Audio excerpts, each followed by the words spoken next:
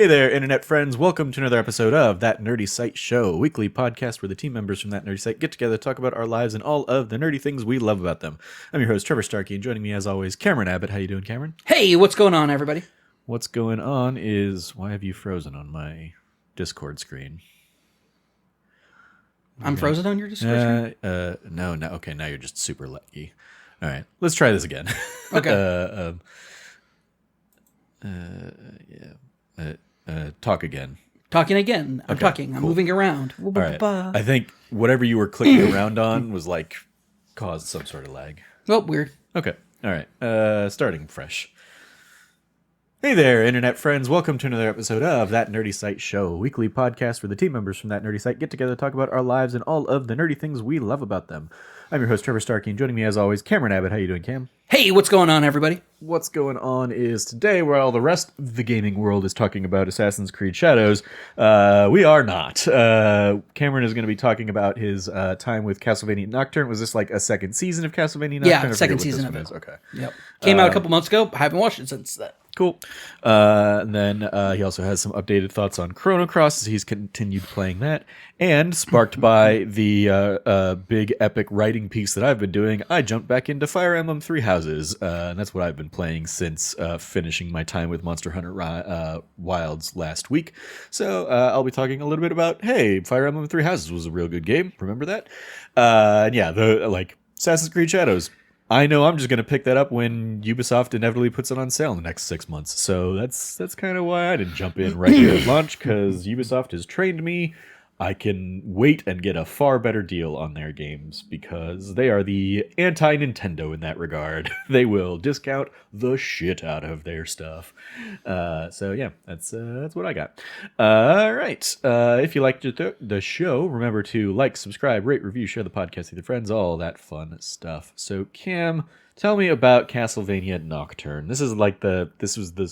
There was the original Castlevania show, and then there was Castlevania Nocturne was like the spin-off, right? Correct, yeah. So you have the original 3 seasons of Castlevania, and then after the 3 seasons, you have a split between Ari Shankar and Clive. I forgot his last name, but he's the... Ari was the big producer guy who pulled the Castlevania project together in the first place. Clive is the screenwriter and creative head behind Castlevania. They parted ways because Ari started working with Ubisoft to make Captain Laserhawk, and in that same time period, Clive ended up...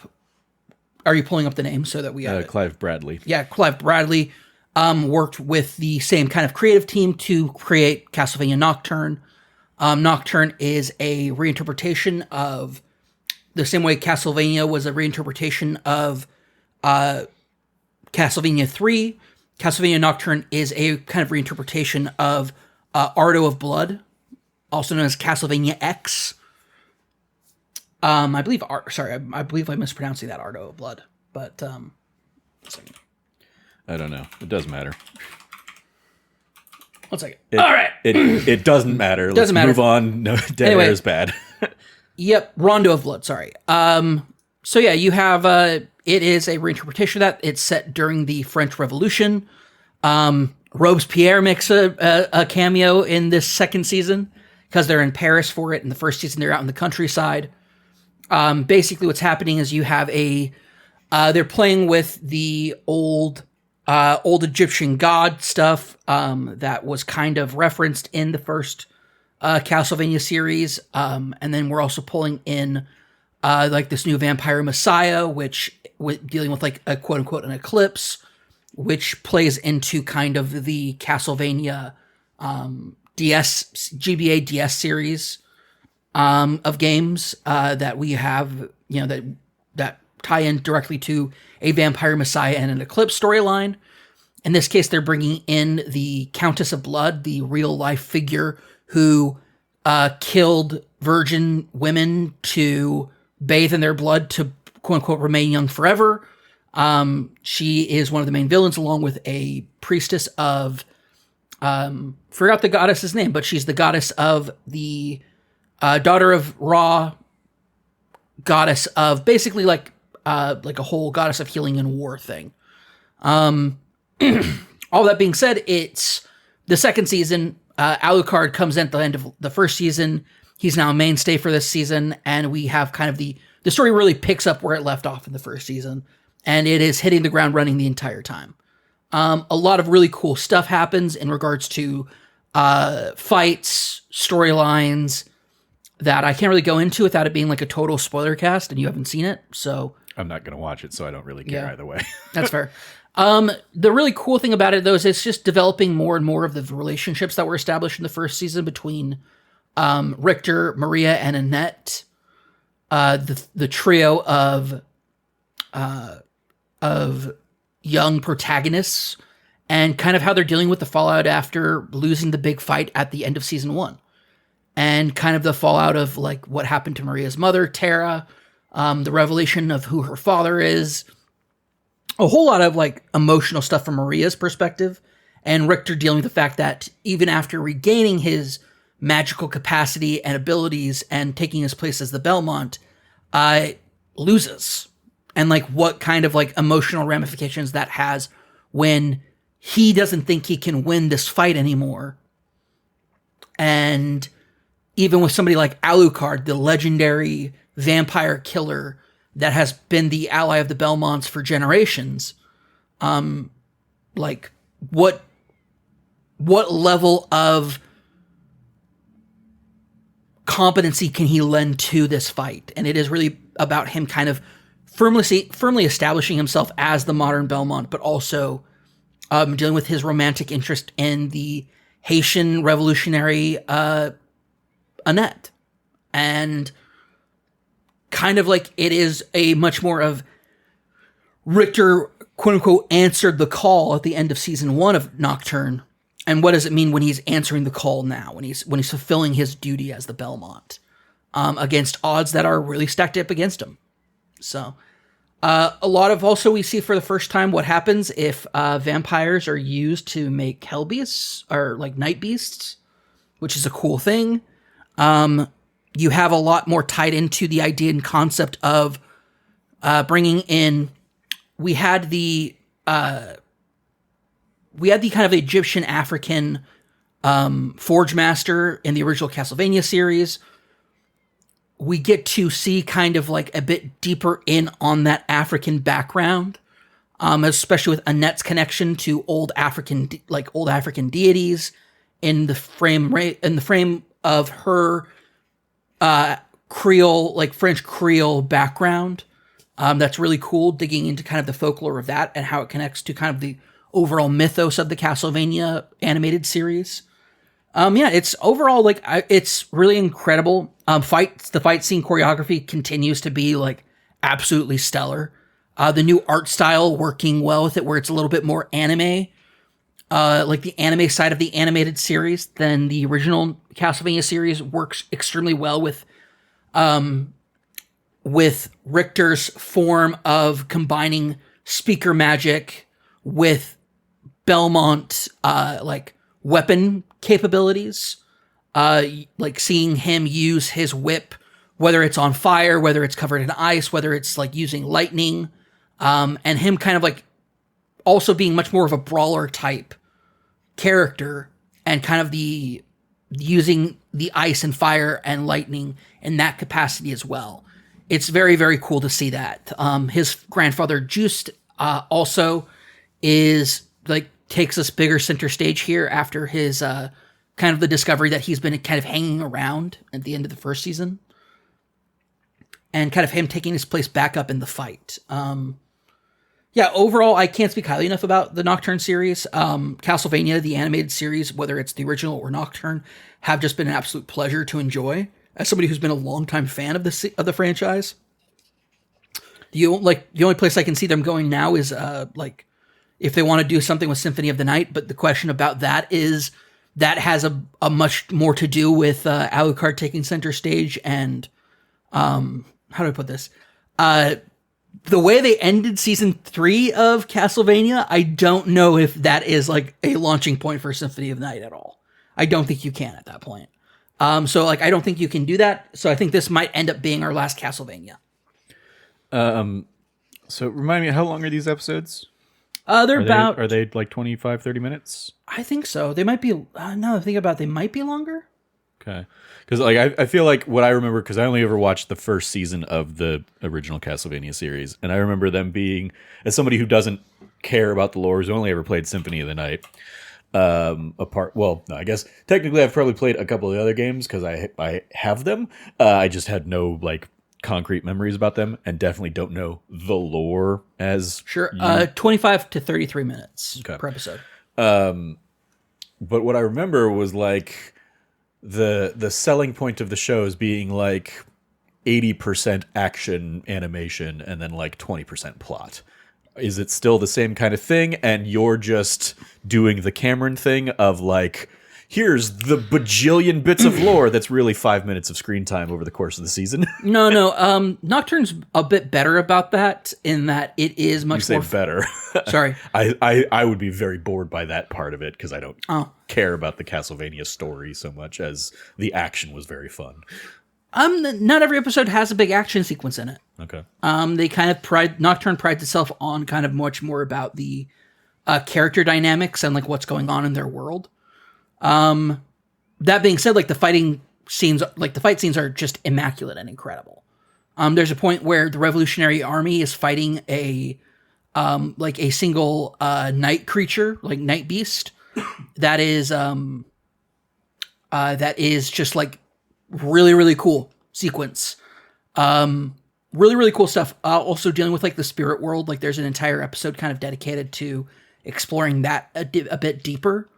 But also dealing with the idea of like, what does it mean when, like the Egyptian concept of a soul, and what does it mean for an Egyptian god's soul when they have their Ba, their Ka, and then their Ang, which is like the concept of like the different parts of the soul, according to like Egyptian, mythology and lore. Is it in the same ballpark as Moon Knight played with? A little bit. Not too, like, they definitely play with, it's the same concept, but played with differently. Mm-hmm. But yes, very similar. The idea that, like, in Nocturne, it's much more focused on the Ba and the Ka being the physical manifestations of the soul, whether it's the blood and the heart, and then the Ankh being the, like, actual identity of the soul. And so, like, the plot line basically is the big bad villain. The reason she's so powerful is because she's already consumed the Ka of Sekhmet is the god. There we go. Of Sekhmet, which is the goddess, which is in her blood. And so she's already consumed, after becoming a vampire, she's consumed the blood, and now she's incredibly powerful. She can walk in the sun without any problems. And then you have the kind of subplot line is the reason Alucard's been missing for several years, as far as the Belmonts are concerned, is because he's been tracking down ever since the cult of Sekhmet started making moves with the Hungarian, Duchess, who Esbet is her name. Like with her becoming taking on the blood of Sekhmet and now causing problems. He's been tracking down the body, the mummified corpse that contains the heart or the Ba, or maybe it's the Ka. Sorry, I'm mixing those up. But containing the other part of the physical manifestation of the soul. Trying to hunt that down and destroy it so Esbet can't use it to usher in unending night, basically is the idea. An eternal eclipse. Because without the Ankh, which is the identity of the soul, which has already passed on to the spirit realm, Esbet's otherwise goddess powers can be used by this evil, terrible woman. And we kind of peel the layers back on the cult and its and sort of its origin points, as well as kind of like ask the question of, well, who's really in charge of it? It's some cool stuff. There's also a couple other things about like the abbot from season 1. He continues on in season 2, but he's been since revealed to be Maria's father. Kind of like, how does a provincial clergyman become a forge master? And it kind of answers that question as well. In a way that is also like leaving some stuff up in the air for maybe a follow-up season. We'll see. But it is what it is right now. I think it's settled really well. Although, yeah, like some characters still have some unresolved stuff that they probably need to deal with. Yeah, looking at some history on the show, it looks like the second season got basically like renewed a week after the first season dropped. So the fact that this dropped in January and they haven't really announced anything for a third season, Yeah. probably not the best sign, especially Netflix being Netflix. I think that's kind of the bigger thing is we didn't get an immediate season renewal. Yeah. So I think this is where things are going to end. Also, Symphony of the Night story doesn't work in the adaptation of the so in the animated universe, Dracula doesn't get resurrected every 50 years. Like that just doesn't happen. When he dies at the end of the second season, that's very much it. Like it's very much like that's it for Dracula. Or that hasn't happened yet. That's fair. Feels like a ... yet is an easy way Sure. to write your way out of that. Well, at the end of season 3, we're already kind of into spoiler territory yeah, here. I don't care. Yeah. Dracula was already resurrected and brought back from hell along with Alucard's mom. And they're just kind of last time we saw them, they were just keeping it low key, not really just walking the earth, not really doing anything to even let Alucard know that they're alive. So we don't know what's happening. Season 3's big bad ended up being Death, like the actual character from the Castlevania series, played by Mark Hamill. Fucking ruled. Season 3 has one of the weaker starts to it, but it is really, really good. So, all right. Any final thoughts then on Castlevania Nocturne? Yeah, if this is all we get, Castlevania talked about a 1-2 punch of two different series that both accomplish really telling the core themes and ideas of what the Castlevania games are trying to tell in their stories that are normally fairly not there. Obviously, I think story-wise, the best ones have always been the Japanese set ones with the GBA and DS series, and then you have Symphony of the Night. Those have obviously always been kind of the held up as the big story ones. So getting a really great look at Trevor Belmont from Castlevania 3 and kind of building up Alucard's introduction as kind of a champion of humanity, and how we get it kind of flowing into this with Richter getting some limelight as somebody who has kind of otherwise most of Belmont's otherwise been forgotten. So it was really cool. So I really liked it. All right. Then let's flip over instead to Chrono Cross and your updated thoughts on that one. How much more you've been playing that? How far you got? So Chrono Cross, if I remember correctly, was it 3 discs or 4 discs? I don't remember. I could reach up there and grab it. And yeah, heck, I'll do that. You Yep. talk, I'll check the discs. Appreciate it. Yeah, so Chrono Cross, I'm at a point now where last time I think I was talked about it, I had just moved into being Two. Two. 2 discs. 2 discs, okay. It was I want to say Final Fantasy 7 was 3, I think 8 and 9 were 4. Yeah, both of those games were 4. So I thought with being a big 2-packer, big thick boy, Yeah. Nope, it was 2 discs. just Okay. 2 discs. Okay, well, end of first disc. I'm trying to remember if the end of the first disc was, end of disc 1 was. I thought it was at the end of Fort Draconia, but I think that might have been too early for it. Taking a peek at those, see how many. Yep, 4 discs. 4 discs. Okay. Yeah. Okay. So where we're at basically is I'm definitely in disc 2 territory. Yeah, this is definitely disc, because at the end of disc 1 is when, now I'm remembering it correctly, here we go. Because my disc 1 had a big scratch on it that made it almost impossible to get through disc 1. I believe I have that issue as well. Yep. The final cutscene in disc 1 apparently is stored across that entire disc, so if you have a major scratch on it, you're screwed. But yeah, it would always chug up at that point too. But yeah, no, it's, I'm at a point now where I told you on Thursday, I'm at a point where I'm now going to the different dragon gods and fighting them to get basically their blessing as the chosen one before I can go back to being Surge from being Lynx. So far, it's been like stellar. I have continued to really enjoy this game. It is not as long or complicated as I remember it being as a kid. I mentioned that to you as well on Thursday. Like, I used to be like, this is proof. I have definitely gotten better at video games in certain aspects about them. Whether it's this complicated AF, battle system from Chrono Cross, or it's like kind of giving you like real subtle hints about what you're supposed to do next. And also the fact that there's like a key item interaction using like the square button. That like I remember it being a bigger deal when I was a kid, but maybe that's just because I was messing around with it so much. How much are you also taking advantage of like the PS4 features, like, you know, speeding up battles? I'm always speeding up. Yeah. I cannot fathom how slow this game is. Exactly. That's another thing that I'm sure is helping alleviate the timing of the game there. Because I also remember being a very long game. Yeah, I'm really enjoying it though. I just got to the point where I'm now going to the different dragons and talking to them. Before I was just in front of that part dealing with kind of the another world. That version's of the kind of fallout of Viper Manor with the poor invasion. It happens very differently than in the home world. Where in the home world, there was no like expectation of resistance. And so they just steamrolled over and like destroyed the Viper Manor.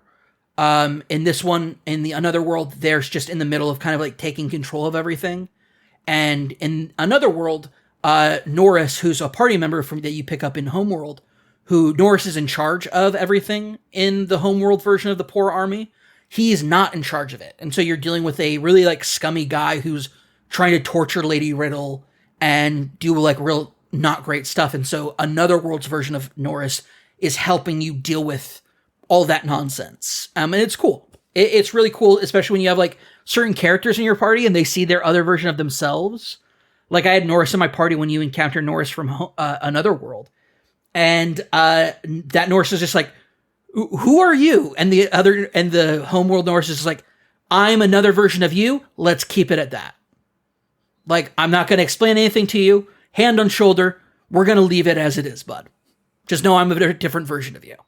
And to his credit, another world Norris goes, okay. But that also helped out, like, trying to tell him, oh, I'm not actually Sir Lynx. Telling another world Norris about, like, what Lynx has done. And the fact that he's Surge now. And Norris being like, oh, dang. So Sir Lynx played everybody. The Poor Army and the Dragoons. He played everybody against each other. And it's like, and now he's going around as like a terrorist, like terrorizing the villages and everything else to maintain control of the El Nido archipelago. There we go. The El Nido archipelago. And he now has access. He can go straight for the Frozen Flame. And so you have to try to catch up and do all this side stuff now that I'm in the middle of doing to then catch up to him in the Sea of Eden to do that. So that's where I'm at right now with the game. Game continues to be like, man, this is definitely why we have voiced protagonists now, or protagonists with actual personalities. Because in a cast with a cast this large, and just one of random member of your cast members is suddenly the communicative person for what's going on. Because it's not like everybody is with you and you break out into like, oh, everybody's there and they can talk like you have in some other games. In this one, just particularly, it's one of two people that you have with you. And you can have somebody, for example, that has an unintelligible accent that's been written out. That's really bad and doesn't make any sense because he's a little blue alien guy. And so it's like poignant dialogue points lose all of their focus when it's this like weird ass, like, we wanted everybody to have accents and stuff, so we made their stuff just unintelligible. I mean, you just got to read them with the accent in mind. You got to. But when you don't know what accent it is, I mean, they're usually pretty easy to tell if you like speak it out phonetically. Like I remember, yeah, there's like, oh, this guy's clearly doing the French or something like that. Pierre, yeah, Harley, yeah, they do French. Zappa, I figured out, is Scottish. Which is funny because his son Karsh doesn't speak in a Scottish accent. Sure. I mean, this is also in like late '90s localization time. Yeah. So yeah. It was the Wild West of localizations at the time. So you've done Fort Dragonia, right? Mm-hmm. Okay, then yeah, that is the end of Disc 1 stuff. That is the end of Disc 1. Okay. Yeah, Fort Dragonia. I'm looking up a GameFAQs guide to figure out where the break was. And then Sea of Eden and Time Fortress Chronopolis are the beginning of walkthrough or Disc 2. Okay, there you go. Yep. Yeah, no, so yeah, I'm past both those points. I'm now at a point where I have to go around, talk to different dragons. Now, in some of the worlds, the dragons aren't there anymore. So you have to go to the other world as well. Like Homeworld has certain dragons that are there, and another world has dragons that aren't in Homeworld. Either because of something that has happened in that world. Which is a really cool idea to kind of like be playing around with, the kind of like different versions of reality. It reminds me a little bit of in levels like in games like Dishonored or Titanfall 2, using time and time as like a dimension to like work through. In action as you're going through things versus, in the case of Chrono Cross where you're literally having to go back to like the warp point to then go back and do that. Like this game has a lot of back and forth, like a lot of old school, not fetch quest stuff, but a lot of like going back and forth of like, man, imagine if there was another world where this thing was still a thing. And that's your clue to go back to the beach, back to the point, make that warp point jump, then go back to that person in that world and then talk to them and show them an item maybe. And like, that's how it all works out. Like it's smart, it's fun, but it like, obviously we've done better since then. So, sorry, have you gotten Surge back? Not yet. Okay, then never mind. It's Fort Dragonia the second time. Second time around is. Yes, that's what I thought. Okay. Yeah. Yeah. Then after that is Sea of Eden, because before that, when you're there in Disc 1, it's the Dead Sea. Yeah, because I was looking, I was like, I'm seeing a bunch of like, go to this Dragon Isle, go to this Dragon Isle, and it sounds like that's where you're at in the game, and yeah, that's all part 1 or Disc 1 stuff. Yep. Yeah. What? Where was it? I've lost it. Earth Dragon Isle, Water Dragon Isle. Yeah, Mount Pyre, Sky Dragon Isle. So I imagine you're somewhere about that stuff. Hermit's Hideaway, I'm vaguely remembering. Fossil Valley, yeah, all that stuff sounds familiar. Anyway, well, cool. Glad you're having fun with it. And yeah, we talked, especially the like trying to wrap your head, especially compared to the games that had released around this time, wrapping your head around like the elemental combat of like, yeah, wait, so if I nothing, bad happens particularly if I, alternate between like red and blue elements or something like that. But if I use, multiple red elements in a row and the whole bar becomes red, then all my red stuff's stronger. Cool. Oh, but that also means their red stuff's stronger. Oh no. Like I remember, because yeah, I was in high school when this game came out. I remember like seeing that and being like, this seems like more complicated than it needs to be, but whatever.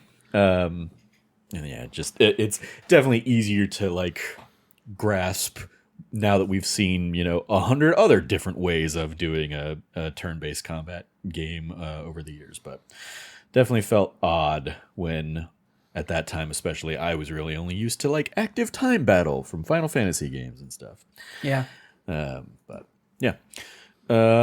Cool. Any other thoughts? Just gonna keep chugging along at Chrono Cross? Yeah, just gonna keep chugging along with it. I should probably be done with it by next week. So cool. All right. Well, then we will wrap up this somewhat short episode because I'm not gonna have a ton to say on this one. With some Fire Emblem Three Houses talk, and yeah, as I said, this got sparked. I finished Monster Hunter Wilds last week. I didn't really go back to it after we talked about it on the podcast. I maybe played a little bit more that evening or something like that. And then was working on my big 40 years of gaming piece that's been going up on the site.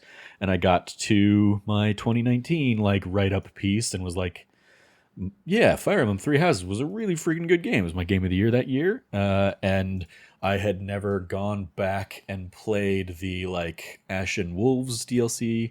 So I was like, hey, yeah, let me go back and boot that up. So I pulled out the disc from my Switch library, threw it in there, and paid the whatever amount for the expansion pass to get the DLC. I was like, oh, I could jump into a New Game Plus run, but I don't remember most things about this game, so I'm just gonna go ahead and start fresh. I've been playing with the Black Eagle crew, which I believe was how I originally started. I believe I originally started with Edelgard and her squad, and then I just reached. Let's say it's like chapter 6 or chapter 7. I just did the mission where basically Flane has been kidnapped and you basically save her. I'm playing on casual mode, so I'm not worried about like permadeath. If I were, poor Dorothea would have died like 3 or 4 times by now. But yeah, I'm never one that's like, oh, I want this to be like super hard and super unforgiving, and I need to like reload a save every time so I don't screw up. My Byleth is like level 23 or something like that, and like the recommended level for these things is like level 12 at this point. And that's pretty much where the rest of my squad is sitting. I've only recruited like a couple. I've recruited one student from the other houses in Sylvain because he'll jump as high as you want if you're a female Byleth. Yep. Which is what I'm playing. And then I've now got a couple of the like I've got Shamir because she joins pretty early if you've got like good sword stats or whatever. And I think that's probably it. So I've only got like 2 extra characters right now. Oh, but Flane did just join my house after You saved her. after saving her. And yeah, I imagine I'll start getting to like recruit some of the other students here. Maybe this month. This is the month where it's like, hey, we're gonna do the big mock battle now between all 3 houses. So I'll see if I can like pick off any of the students from the other houses before jumping into that, just so I don't have to fight more people.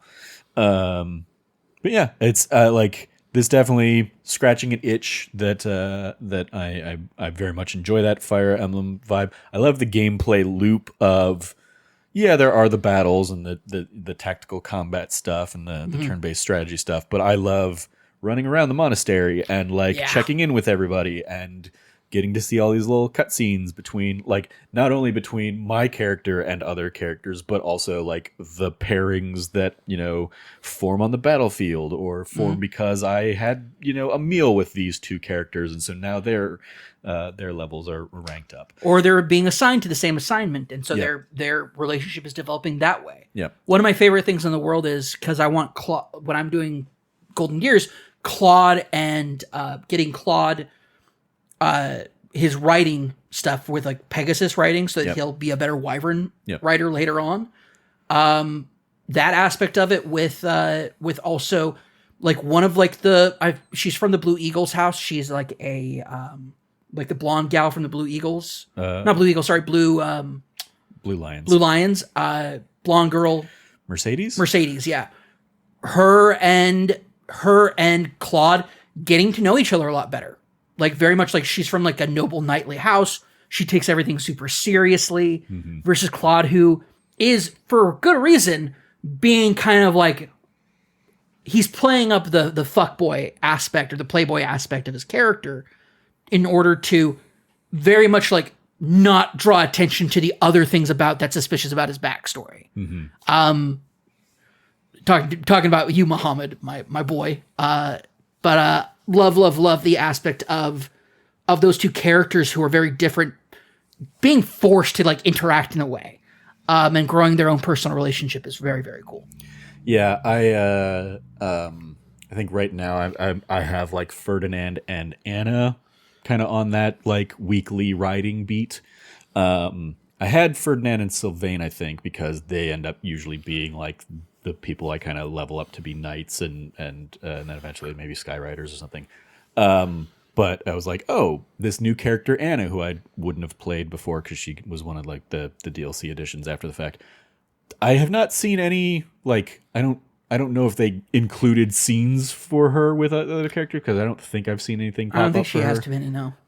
Like she has mostly been giving me like additional quests to, get trade secrets in battle or something like that, and it ends up giving me like an item that gives me like a permanent stat boost it to health or dexterity or strength or something like that. So like, but I'm still building up their riding skills, and I've got Ferdinand now as a knight runner, or I don't know if he's a knight cavalry, whatever the intermediate job level is on horseback, because I think like formal knight stuff is the advanced level stuff.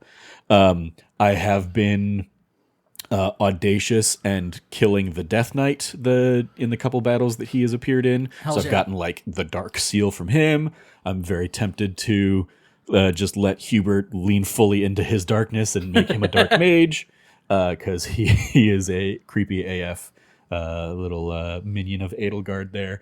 I love revisiting the game, spoilers on this 6-year-old game, with the knowledge that Edelgard is the Flame Emperor antagonist here in the first bit, and you see that like most directly play out in this. Oh, Manuela's been taken out, and so Edelgard offered to help Manuela to the infirmary or whatever. So she is very specifically, I can't pick her in that second battle with the Death Knight and where you are saving Flame.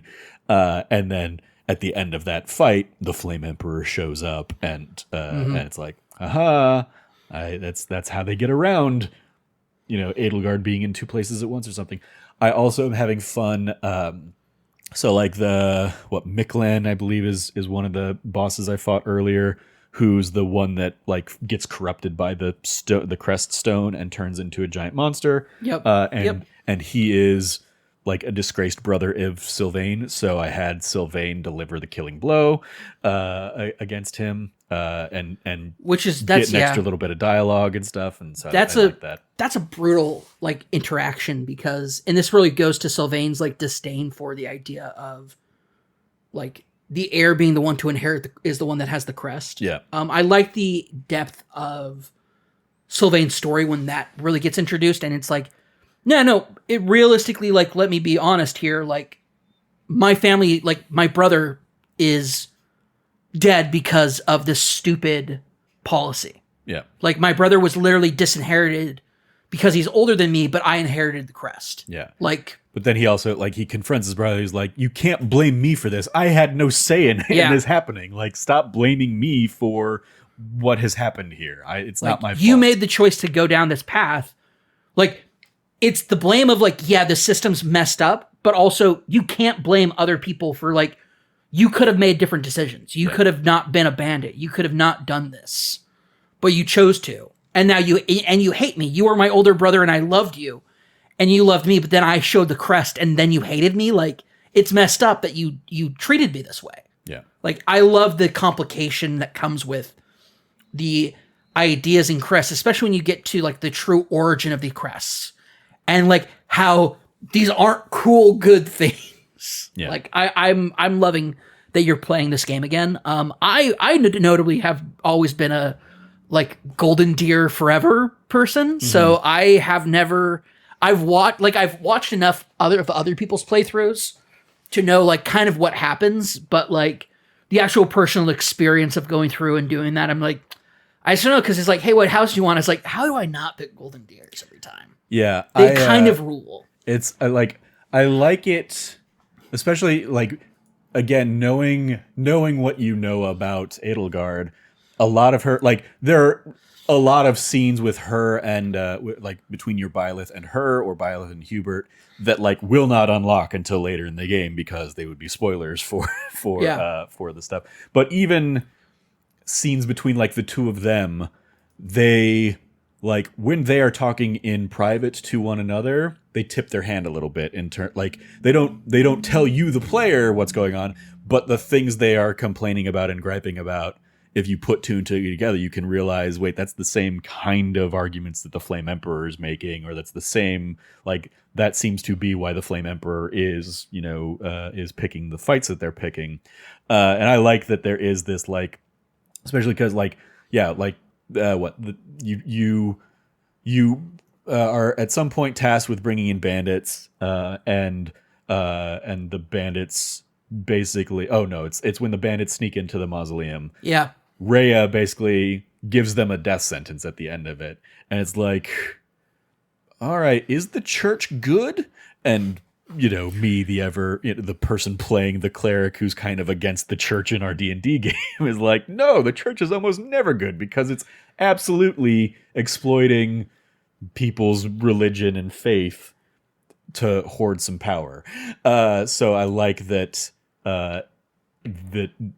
Edelgard kind of is up against that, and that's why I can like enjoy jumping and like joining her in this crusade against against the established rule of law and stuff.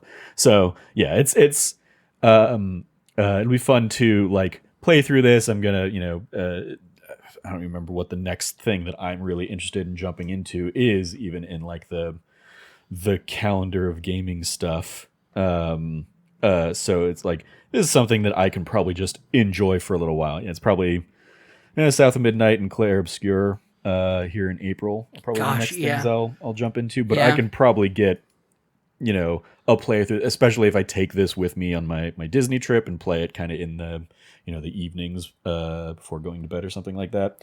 I can knock out a run of this, or I can just this will be a game I come back to, and because I do want to like play some of those other houses in like the New Game Plus runs once I've got it kind of back in my system and all that stuff. And I love I'm getting reminded as I'm playing through like the things that do carry over into the New Game Plus, like, hey, I'm not going to have to spend all this renown on like restoring these statues next time around, because all that progress is going to carry forward, and it's going to make like recruiting a lot of these other kids super easy in that next Game Plus, especially because also the stats also carry over. Yep. Like, Byleth stats carry over, yeah. So yeah, I'm not going to have to spend all this time building up my sword and faith or whatever in this first run. I'll be able to be like, all right, yeah, I'm gonna make this Byleth a flying knight or something like that. So let me throw some points into flying in run 2. My New Game Plus Byleth has unlocked just about every class. Yeah, I think by the time I got into because like I said, I at least started a third game when I originally did it. So I think they were pretty much like maxed out, and it was just okay. I'm doing these mock battles against just Claude and Hilda and just Dimitri and Dedu, because those are like you can't recruit the leader of the house and the right hand man of the house. So it was like, yeah, getting like fully into that and just being like, all right, yeah, we're gonna just decimate you. Have fun. But yeah, so yeah, just enjoying Fire Emblem Three Houses. I talk about it in my write up, which will be going up, within a couple days of this. But the I think Fire Emblem Awakening is really the only other Fire Emblem I ever got into. Okay. I played through Birthright, like Fire Emblem Fates Birthright, but I always hated the split, the fact that they Pokemoned it and made it Fire Birthright, Conquest, and some other whatever the third one is. And it was like only 2 of them were even sold physically, and you basically had to buy the other, like you could buy the other one digitally at like a discount or whatever, but then the third game was digital only, and I was like, I hate that. And it isn't like, it isn't fully Pokemon of like it's the same game you're playing, just a different. No, they're Pokemon. wildly it's different like, games. No, like Birthright has a completely different story than Conquest than the other one. It's like, yeah, Birthright is about you reclaiming your birthright as the lost scion of this other kingdom. It's like the part 1 of each of the games is the same, but then part 2 ends up being wildly different across all 3. Three Houses fixes that by putting them all in one game. Exactly, and that's I shout that out of like Three Houses seems like it was absolutely ready to go the other route, and hopefully got bad feedback and said, hey, let's not do that for this one. Yeah. Let's put this all in one game. Well, I want to give a shout out to our friend Ari, because I was like, Ari, what do I have to do to get into these games? And Ari's like, don't. Because to get the full experience, you have to play through Birthright and Conquest, and then with the save data from both games, then play the third Fates game. Yeah. And I'm just like, what? And she's like, yeah, it's not good. I'm like, that's insane. Yeah. And I was like, you could buy like the collector's edition that gave you both the physical games and the download code for the third game or whatever. But that had limited copies. Exactly. It was like super limited. Revelations, I think, is the third one. Yeah. And yeah, it was just like, fuck this. Like, especially like, because it's another thing. You can't buy any of that anymore because the 3DS eShop's dead. Yep. So it's like, that's just a dead game now. Unless you pirate it, which you should absolutely pirate it, because if Nintendo's not going to give you a way to buy this game, then it's not on you to, give them your money in some sort of way. There's my rant about you own one of the games. Revelation. Right? I own Birthright. Yes. Okay. I have if anybody has the cartridge for Birthright. I'm never going to bother pirating these because I'm not going to bother playing those 3 games just to get that experience. Listen, when I was planning on just taking the light rail into the office for 6 weeks, I may have put some on my phone. Yeah. If anybody asks, Birthright's the one I have on my phone. I can also advocate all I want you to pirate this thing. Nintendo can't do shit for me against that. That's true, yeah. They would have to come at me for actually pirating the thing, which I haven't done. So they're shit. I have not done it either. I have done technically my place of residence is shared with you, which means there is an actual copy of the game that has been legally purchased in my place of residence. So sure. So my emulation is not illegal. Yeah. Yeah. Or, I mean, this is, I'm sure, something you could, allegedly put on your Steam Deck if you really wanted to go that route. But, Fire Emblem Three Houses, I very much enjoy and appreciate that they did not go that kind of butcher up the game kind of route. You played Three Hopes too, right? No, I did not. Oh, you did not play that one. Okay. Nope, that's... You just played the Age of Calamity Legend of Zelda Muso. That's right. Yeah. I do want to play Three Hopes, and it's been discounted to hell now. I could definitely pick it up. Yeah, probably. But it's just a matter of finances and where I'm spending my money. Yeah. So that's the only reason I haven't picked it up. For me, it's very much like the Muso style just never you just connects don't care for about me. So. The one I tried to play was the Persona 5 Strikers, and it was just like, as somebody who's played multiple, this ain't my vibe. As somebody who's played multiple Muso games, Persona 5 Strikers is not well put together as a Muso's game. Okay. It immediately is like, hey, here's 6 different combat systems, and I'm like, this isn't like a regular Muso game at all. Yeah.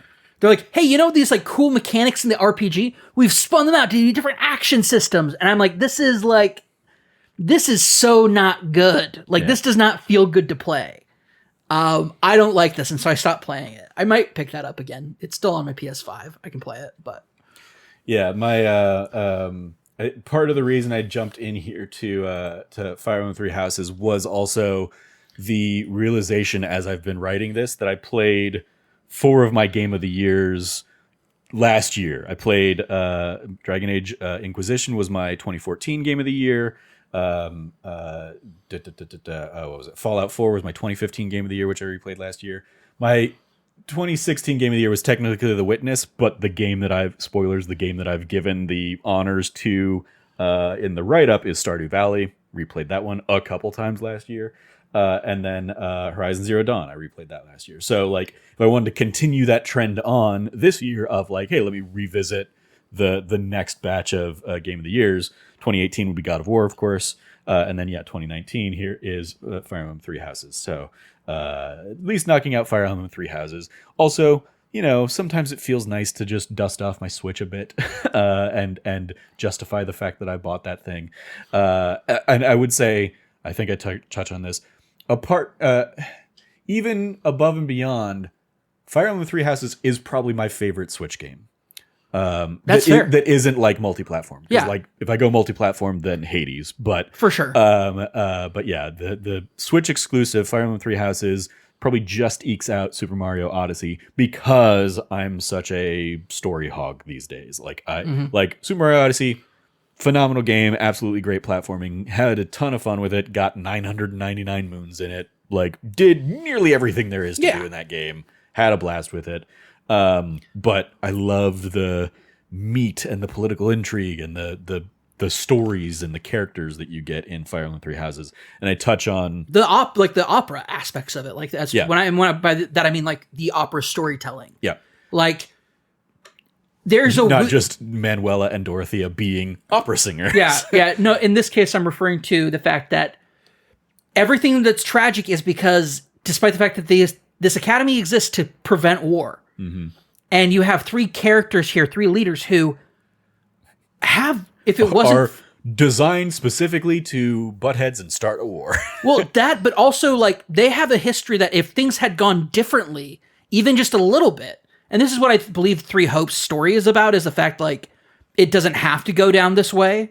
You like if you have like things had just gone a little differently, like Claude and Dimitri and Edelgard, when they're working together, they do phenomenal. They're doing great working together. And like there is an aspect of these are three people who in other circumstances would be good friends and get along very well. And I mean, that's what they are for the most part of part one. Part one, yeah. But it is because of either personal ambitions.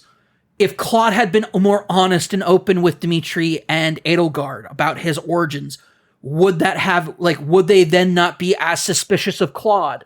That prevents them from fully trusting him with either of their own issues.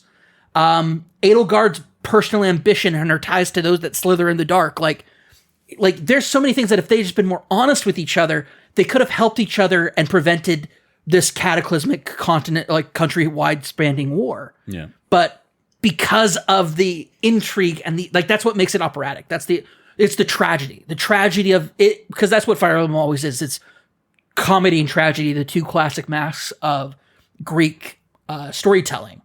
That is what this is entirely. There's the tragedy of if they had been more honest and open with each other, things could have been prevented. And like that's kind of the crux of the story of the entire game is these breakdowns happen because they're not honest and truthful with each other. And because of that, their friendship can never really grow beyond that very superficial means. And man, I love it. I love that aspect of it. I love the tragedy of, especially with like Dimitri and Edelgard, it's like they're like the two of you are so similar. You're so similar that if you just took a step back, either one of you took a step back, you would see how much the other person is suffering. And it's just it breaks your heart every time. Yeah. But then you play as Claude and you're like watching the demise of these two charismatic leaders and their downfall, and it's brutal. It's really brutal. That's why you got to save as many of those kids as you can. Yep. You got to recruit as many of those kids as you can so you can save them. Yep. The more you save, the less you have to fight and kill at the end. Yep. Yeah. Or after you beat them in battle, you don't necessarily kill them, which is great. Yeah.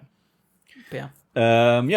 So yeah, I'm right now. When you showed up, I'm doing the fishing tournament to get flaying some fish, and then get just a whole bunch of rewards, and yeah, I'll be prepping everybody for the big all in battle across everybody. Are you gonna stop to do some of the Ashen Wolves DLC? I mean, I don't know when that It should interjects into the Flame story. being kidnapped, I believe, is like the so they don't inject it. You have to stop playing, access the DLC, and then it'll tell you depending on where your save data is at whether you can access it. Oh, so it's not part of the. Nope. It's not baked into. It's the not. game. No. Okay.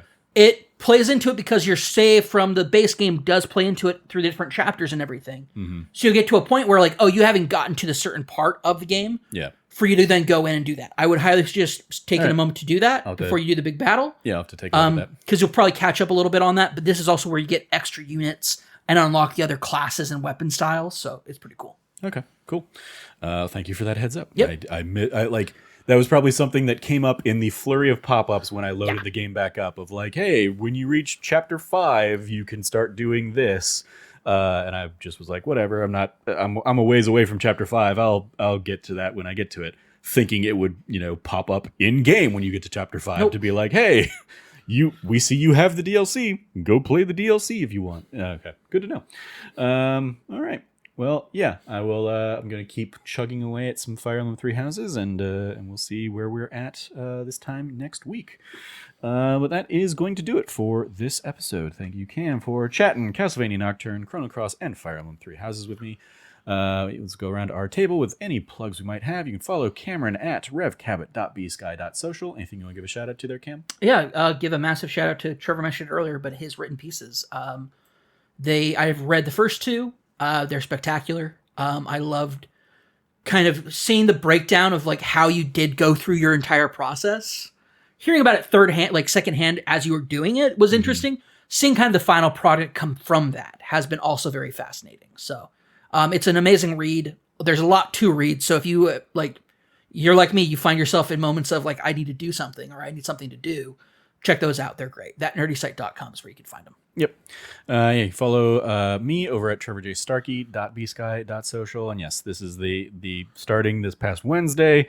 I have started releasing day by day my 40 years of gaming in honor of my 40th birthday, where I went through each year and identified my favorite game released that year, as well as like 3 honorable mentions, 3 runners up of the year, and kind of wrote about each of those games. I also, in a bunch of these entries, I talk about kind of like, here's where Trevor was at in his life. So, you get to that probably more so in some of the later entries, because in the first couple that Cameron has read, it's 4 years per part. So that's, Trevor up to age 8. I don't have a lot of memories of concrete, like here's where I was in this moment in time at 8. And a lot of the, like, I touch on, a lot of those early things, like, yeah, obviously I wasn't playing Mario in 1985, the year I was born, but I obviously spent plenty of time with the game after the fact. And so it is the like piecing together of like, well, yeah, I wouldn't have been playing it at this point in time because my family was, like middle class, maybe upper middle class, but we were never buying the consoles, right out the jump when they first came out. In particular, my dad worked at a swap meet downtown called Park and Swap. And that's where I feel like we got most of our consoles in those early years. Would be like, a year or so after the fact, somebody's getting ready to offload it. My dad would find it on a card table and buy it and whatever games they were selling with it. And that was how we got a PlayStation or a Sega CD or whatever it was. So, but yeah, been a very fun few months of writing that project. By the time this episode goes out, we'll be about halfway through the list. I believe this episode will go out alongside part 6. And each part has like here's the links to everything else to catch up. So yeah, check that out. That'll be going through this coming Friday, I believe, is when the final part 10 will release, with the last 4 years of the list. So yeah, check that out. You can also check out this past week's That D Plus show, where Cam and I sat down and talked all about the season of Win or Lose, the Pixar show. And then this upcoming week on That D Plus show, we'll be looking at Anora, Oscar-winning film Anora, which is on the Hulu side of Disney Plus. So that's what we're going to jump into for this weekend. Kind of a spiritual sequel to our A Real Pain episode, with all of the 2024 Oscar stuff. So yeah, go check out all that fun stuff. You can find all of us over at That Nerdy Site, or go to thatnerdysite.com for all the latest from us. Once again, if you like what you heard, please remember to rate, review, like, subscribe, share the podcast with your friends, all that fun stuff. Thank you for listening. As always, stay nerdy and be good to each other.